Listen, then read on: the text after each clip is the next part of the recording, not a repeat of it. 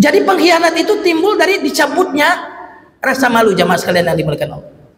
Kenapa suami itu selingkuh? Nggak punya malu. Kenapa orang itu korupsi? Nggak punya malu. Jadi dicabut malu, lalu dicabut amanah. Mari kita lihat lagi yang berikutnya. Kalau sudah dicabut amanah, apa yang akan terjadi? Nuzi'at minhur rahmah. Dicabutlah kasih sayang dari hati orang ini, udah nggak ada. Tapi kalau engkau tetap ingin bermaksiat kepada Allah, silahkan, kata Syekh ini, tapi jangan makan rezeki dari Allah. Jamaah, kematian itu tipis loh, tipis banget loh, hitungannya tuh detik. Seperti saya off kan ini nih, nah mati tuh, kayak gitu tuh mati tuh.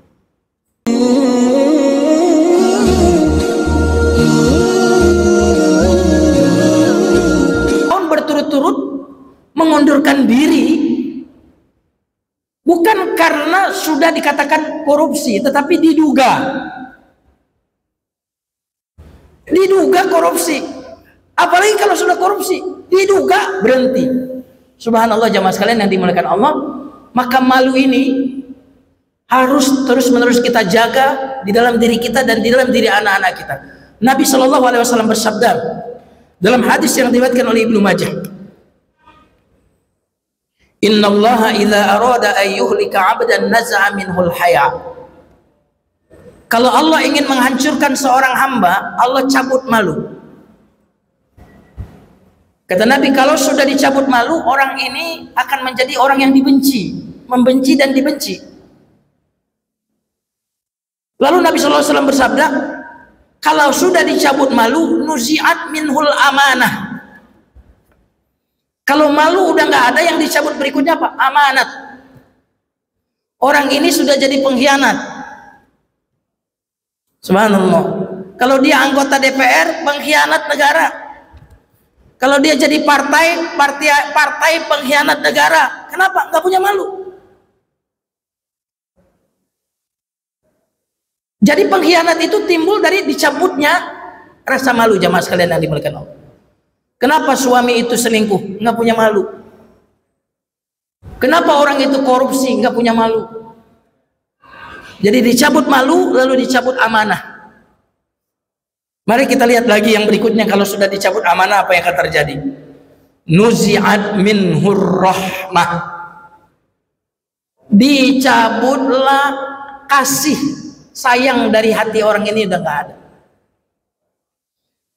Jadi kalau orang udah nggak malu, pasti dicabut amanat, pasti dicabut apa? Kasih sayang. Jadi jangan harap rakyat mendapatkan kasih sayang pemimpin yang nggak punya malu. Coba, mari kita lihat. Kalau sudah dicabut rahmat, apa yang terakhir dicabut? Nuzi'at minhu ribqatul Islam. Orang ini udah nggak ada Islamnya sama sekali, sudah. Cuma simbol doang, agamanya Islam, tapi orang ini udah nggak ada Islamnya sesungguhnya. Kenapa? Udah nggak ada sayang lagi di hati.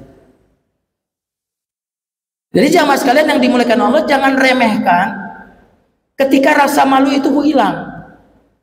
Kalau rasa malu hilang itu mungkin dari kita sebagai personal, ini mungkin dampaknya tidak terlalu besar karena kita bukan siapa-siapa. Iya kan? Tapi kalau rasa malu itu hilang dari simbol negara, dari simbol agama, wah, ini yang akan rusak jamaah sekalian yang dimuliakan Allah Subhanahu wa taala. Karena berarti sudah dicabut sesuatu yang menjaga kebaikan itu. Makanya Rasulullah SAW bersabda, al-haya wal iman qurana ujamian.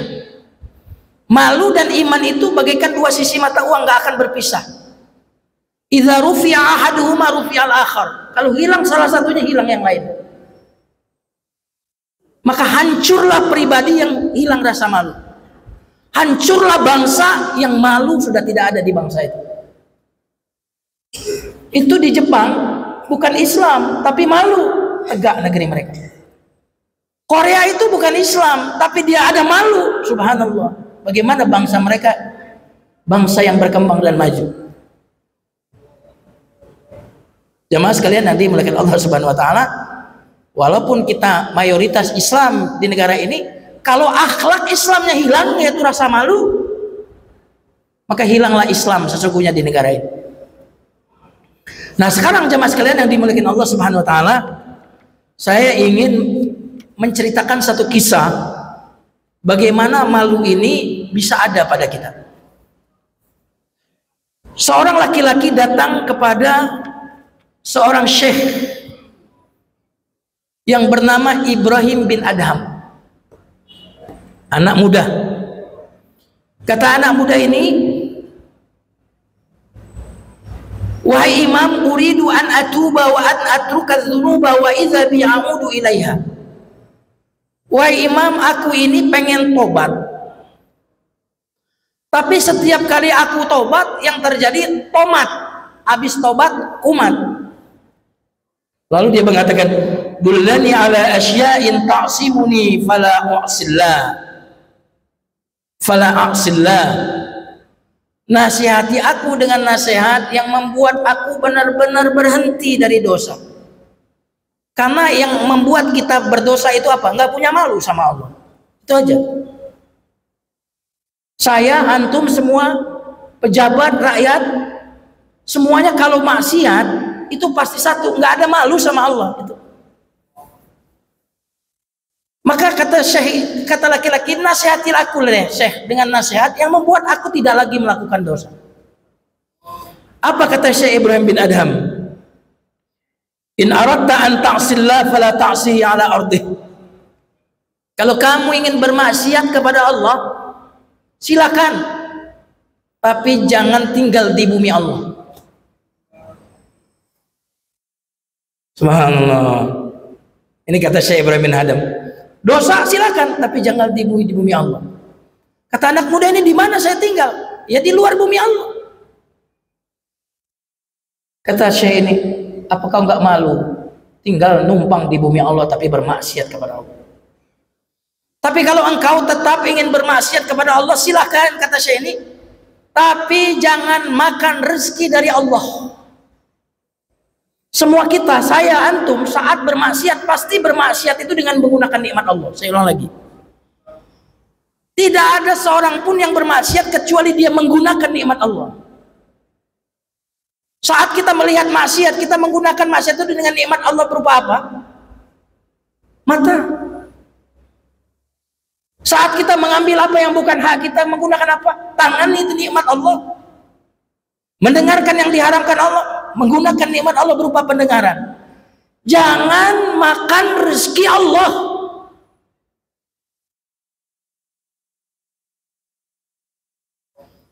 Berani nggak antum dapat gaji di kantor tapi nggak pernah masuk kantor? Malu ya. Ini makan rezeki Allah, nggak pernah masuk kantornya Allah, masjid. Ada nggak yang begitu?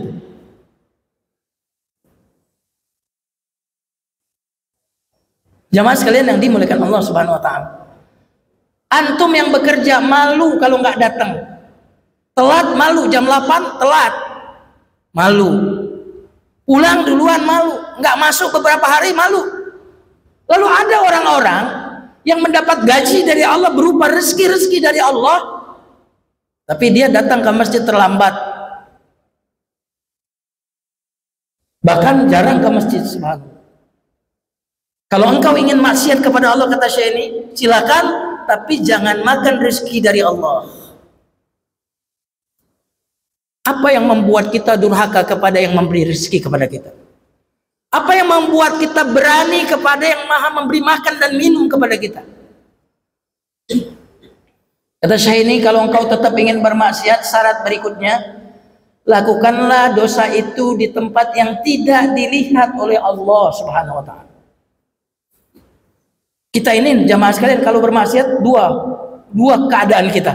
Kita yakin kepada Allah atau kita tidak yakin Allah melihat. Coba saya tanya jamaah di sini. Waktu kita berdosa, yakin nggak Allah itu melihat kita? Yakin nggak? Kalau yakin, alangkah berani dan nekatnya. Benar nggak? Karena waktu kita bermaksiat, kemungkinan kita yakin Allah melihat. Alangkah nekat dan lancangnya engkau berani maksiat kepada Allah. Ada juga orang yang bermaksiat dan tidak yakin Allah melihat. Maka jawabannya, alangkah kafirnya kamu. Kalau tidak yakin Allah melihat waktu bermaksiat, kafir kamu. Kalau kamu yakin waktu bermaksiat Allah melihat, wah, nekat kamu. Lancang kamu sama Allah Subhanahu wa taala. Jamaah sekalian yang dimuliakan Allah, maka kata Syekh tadi, lakukanlah dosa itu di tempat yang tidak dilihat oleh Allah Subhanahu wa taala.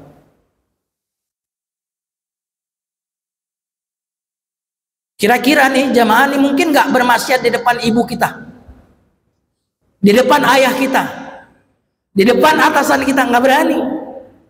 Berarti Allah remeh sekali dalam pandanganmu. Makanya para ulama mengatakan hukuman besar dari maksiat itu bukan kalau kita tertimpa musibah, kecelakaan, kebakaran, bukan itu. Itu hukuman yang ringan. Hukuman yang besar bagi orang yang berdosa apa? Hilangnya keagungan Allah di hatinya. Allah itu kok remeh di hatinya, itu hukuman yang besar. Orang ini kehilangan penghormatannya kepada Allah Subhanahu wa taala. Kata anak muda, di mana saya bisa bermaksiat yang tidak dilihat oleh Allah? Kata saya ini, apa nggak malu tinggal di bumi Allah, makan rezeki dari Allah, dilihat Allah, lalu engkau bermaksiat kepada Allah? Kalau engkau tetap ingin bermaksiat, silakan. Tapi bikin MOU dulu kepada malaikat maut agar dia menangguhkan ajalmu. Saya pernah ditanya, Ustadz boleh nggak menunda maksiat? Saya bilang boleh kalau punya orang dalam. Jadi khawatirlah saat kita bermaksiat, malaikat maut mengambil nyawa kita. Bagaimana malaikat maut mau nurut dengan saya, Syekh? Kata saya, apa nggak malu engkau bermaksiat, malaikat maut datang mencabut nyawamu. Jamaah, kematian itu tipis loh. Tipis banget loh. Hitungannya tuh detik, seperti saya off kan ini nih. Nah, mati tuh. Kayak gitu tuh mati tuh. Orang yang berbicara sama antum semalam, ketemu subuh semalam, sejam kemudian meninggal dunia. Kematian itu nggak ada rumus. Satu-satunya rumus bagi kematian, dia nggak punya rumus. Bukan yang tua duluan, bukan. Yang sakit duluan, bukan. Kematian itu misteri. Kenapa dibuat misteri? Agar kita merasa senantiasa dekat dengan kematian itu. Itu anugerah Allah. Tidak membuat hukum bagi kematian, kalau sakit mati duluan, kalau tua mati duluan, nggak ada begitu. Allah rahasiakan hukumnya. Agar apa? Agar kita senantiasa merasa dekat dengan kematian itu.